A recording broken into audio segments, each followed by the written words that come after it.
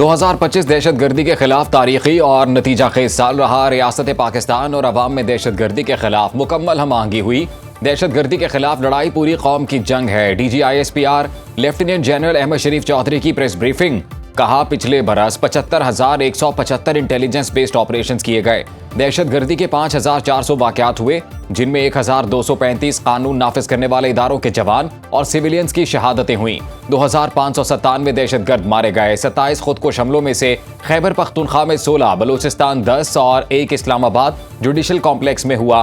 दहशतगर्दी पर काबू पाने के लिए नेशनल एक्शन प्लान पर अमल दरामद नागुज़ीर है।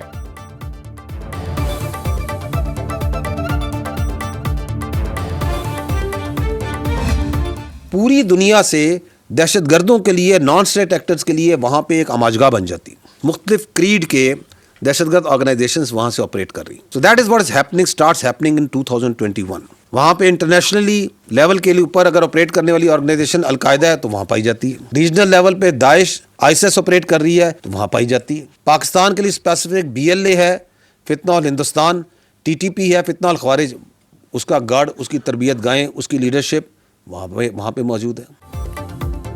अफगानिस्तान खित्ते में दहशतगर्दी का बेस ऑफ ऑपरेशन बना हुआ है। अफगान बॉर्डर बंद करने से दहशतगर्दी में नुमाया कमी आई। अफगान तालिबान रजीम दहशतगर्दों को पनाह देती है। DGISPR लेफ्टिनेंट जनरल अहमद शरीफ चौधरी कहते हैं, अफगानिस्तान में फितना हिंदुस्तान और TTP की पनागाहें हैं। खारजियों का एक खास विंग आर्म्ड क्वाडकॉप्टर इस्तेमाल करता है। अमेरिका और इत्तेहादी फौज के इनखला में तालिबान का कोई अमल दखल नहीं। दहशतगर्दों का इस्लाम से कोई ताल्लुक नहीं। खवारिज के बारे में अल्लाह का हुक्म है, जहां मिले मार दो।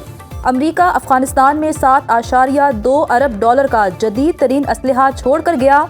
अफगान तालिबान वॉर इकोनॉमी को चलाने के लिए दहशतगर्दी को स्पॉन्सर करते हैं। पाकिस्तान बार बार अफगानिस्तान को समझाता आ रहा है, दहशतगर्दों को संभालें। मार्का हक में जब हिंदुस्तान का मुंह काला किया जाता है और दुनिया देखती है कि किस तरह पाकिस्तान की आवाम बुनियानो मरसूस बन के पूरी रियासत ना सिर्फ उसके आगे खड़ी होती है बल्कि उसको वो ज़रूरी सबक सिखाती है जो सिखाना ज़रूरी था। मार्का हक में हिंदुस्तान का मुंह काला किया गया। भारत ने मार्का हक के बाद दहशतगर्दी को खूब हवा दी। हिंदुस्तान ने नाम नेहाद ऑपरेशन सिंदूर में बच्चों और खवातीन को निशाना बनाया। हिंदुस्तान कौन होता है कि हमारी किसी शहरी को निशाना बनाए? ये हक हिंदुस्तान को किसी ने नहीं दिया कि वो पाकिस्तान के किसी शहरी या इंफ्रास्ट्रक्चर को नुकसान पहुंचाए। हिंदुस्तान के ऑपरेशन सिंदूर की कालक अभी तक उसके मुंह से नहीं जा रही। भारत से दहशतगर्दों को पैसा और सरपरस्ती हासिल होती है। दहशतगर्द दाएं से आए या बाएं से, जहां से आना है आ जाएं। मजा ना आया तो पैसे वापस।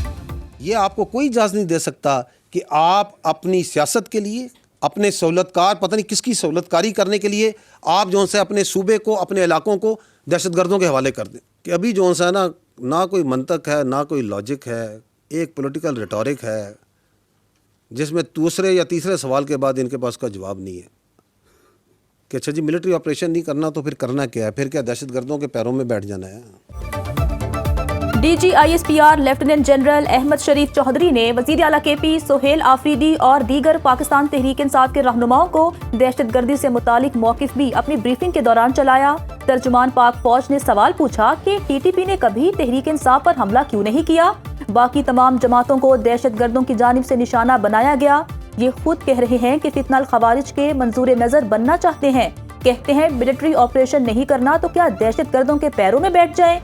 ये असेंबली में बैठकर झूठा बयानिया बनाते हैं। नेशनल एक्शन प्लान पर तमाम सियासी जमातों का इत्तेफाक है। आज जो हुकूमत है वो बाख्तियार है, जो पहली हुकूमत ही बाख्तियार थी उससे पहले ही बाख्तियार होती है। बड़ा मज़े का खेज बयानिया है कि जी हम तो कोई फैसला ही नहीं करते, हम तो बेख्तियार हैं और ये सारे फैसले करते हैं। जो उस वक्त DGI थे वो किधर है इस वक्त, जिनको उन्होंने अपनी सियासत के लिए इस्तेमाल किया? बाख्तियार वजीर आज़म था जो बाद में कहता है मेरे पास तो इख्तियार ही कोई नहीं था, फैसला नहीं करता हूँ।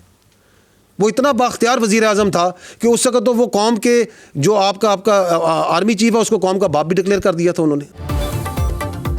माजी में उस वक्त के वजीर आज़म ने आर्मी चीफ को बाप डिक्लेयर किया। वो बाइख्तियार वजीर आज़म था जो अब कहता है कि बेइख्तियार था। साबिक DGISI को सियासत के लिए इस्तेमाल किया गया। DGISPR लेफ्टिनेंट जनरल अहमद शरीफ चौधरी कहते हैं, हम तो समझते हैं कौम का एक ही बाप है और वो कायदे आज़म मोहम्मद अली जिन्ना हैं। किसी की जात, किसी की सियासत पाकिस्तान से बढ़कर नहीं है। हमें किसी से हमदर्दी नहीं है।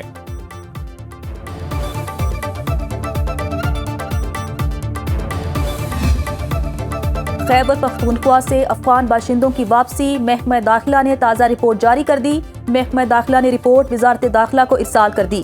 रिपोर्ट के मुताबिक गुज़श्ता रोज मजीद 2680 अफगान बाशिंदे वतन वापस गए। अपने मुल्क जाने वालों में 1742 POR, 374 ACC कार्ड होल्डर शामिल। गुज़श्ता 24 घंटे में 562 गैर कानूनी मुकीम अफराद को भी वापस भेजा गया। अब तक मजमूई तौर पर 9,72,000 से जायद अफराद की वापसी हुई। इस्लामाबाद और पंजाब से 61,374 अफराद को डिपोर्ट किया गया है।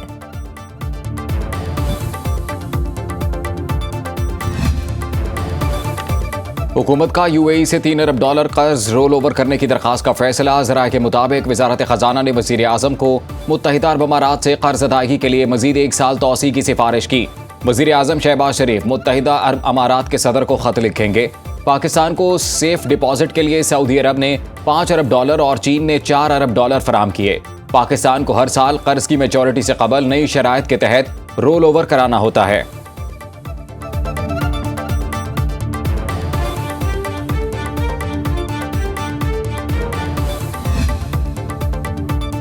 मोदी हुकूमत सिफारती नाकामियां छुपाने के लिए अरबों रुपए लॉबिंग और तशहीर पर लगाने लगी। भारत ने सोशल मीडिया पोस्ट ट्रंप तक पहुंचाने के लिए लॉबिंग फर्म हायर कर ली। भारतीय सहाफ़ी के मुताबिक मोदी सरकार ने अप्रैल 2025 में अमरीकी लॉबिंग कंपनी को हायर किया। सालाना $18 लाख खर्च किए जा रहे हैं। फर्म का मकसद सोशल मीडिया पोस्ट को फ्लैग कराना और अमरीकी सदर ट्रंप पर असरअंदाज होना है। भारतीय सहाफ़ी ने कहा, 11 साल में मोदी ने किसी बामायने मुकालमे को फरोग दिया और ना ही प्रेस कॉन्फ्रेंस की। हिंदुत्व की तशहीर अवाम के पैसों से की जा रही है। हुकूमती पॉलिसीज की बदौलत भारत को सिफारती और माली नुकसान भुगतना पड़ रहा है। Air chief marshal Zaheer Ahmed Babar Sidhu से बांग्लादेशी फ़ज़ाइया के सरबराह air chief marshal Hasan Mahmood Khan की क़यादत में दिफाई वफ़द की मुलाकात। ISPR के मुताबिक ऑपरेशनल ताउन और इदारा जाती हम आहंगी को मज़ीद मजबूत बनाने पर बातचीत। तरबियत, सलाहियत साजी और एरोस्पेस में ताउन पर जोर। मुलाकात में JF-17 थंडर तैयारों की मुमकिना खरीदारी पर तफसीली तबादला ख्याल। बांग्लादेशी एयर चीफ का एयर डिफेंस रडार सिस्टम के इंजमाम में मदद की ख्वाहिश का इजहार। मोअज़्ज़िज़ मेहमान ने पाक फ़ज़ाइया के शानदार जंगी रिकॉर्ड को सराहा। बांग्लादेशी वफ़द ने पाक फ़ज़ाइया की अहम तनसीबात का दौरा भी किया।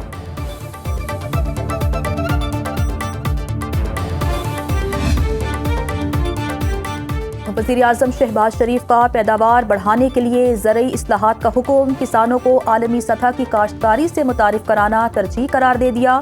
ज़रई बरामदात में इजाफे के लिए वर्किंग ग्रुप का इजलास। वज़ीर आज़म ने कहा, वफाकी हुकूमत सूबों से मिलकर ज़राअत की तरक्की के लिए इक़दामात कर रही है।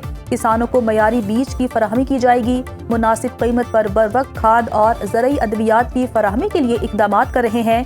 फी एकड़ पैदावार बढ़ाने के लिए ज़रई तहकीक पर सरमायाकारी की जा रही है। साहिली पट्टी पर पाम ऑयल की पैदावार के लिए पॉलिसी इक़दामात तलब। वज़ीर आज़म की वर्किंग ग्रुप की ब्रीफिंग पर पजीराई। काबिल अमल रोड मैप हुकूमती इस्लाहात की सिफारिशात में शामिल करने की हिदायत। सदर ट्रंप कहते हैं, अमेरिका वेनेजुएला के साथ हालत जंग में नहीं। अमेरिकी फौज को दोबारा वेनेजुएला भेजने के लिए किसी कानून साजी की जरूरत नहीं। अमेरिकी सदर डोनाल्ड ट्रंप का कहना है, वेनेजुएला में 30 दिन के दौरान नए इंतखाबात नहीं होंगे। अमेरिकी वज़ीर दिफा पेट हेग्सेथ ने कहा, मादुरो को गिरफ्तार करने के लिए 200 फौजी क्रॉकस में दाखिल हुए। 150 से ज्यादा तैयारों का इस्तेमाल किया गया। कार्रवाई में कोई अमेरिकी फौजी हलाक नहीं हुआ। डेमोक्रेटिक लीडर हकीम जेफरीज की ट्रंप इंतजामिया पर कड़ी तनकीद। कहा, कांग्रेस की मंजूरी के बगैर वेनेजुएला पर हमला गैर कानूनी करार दिया।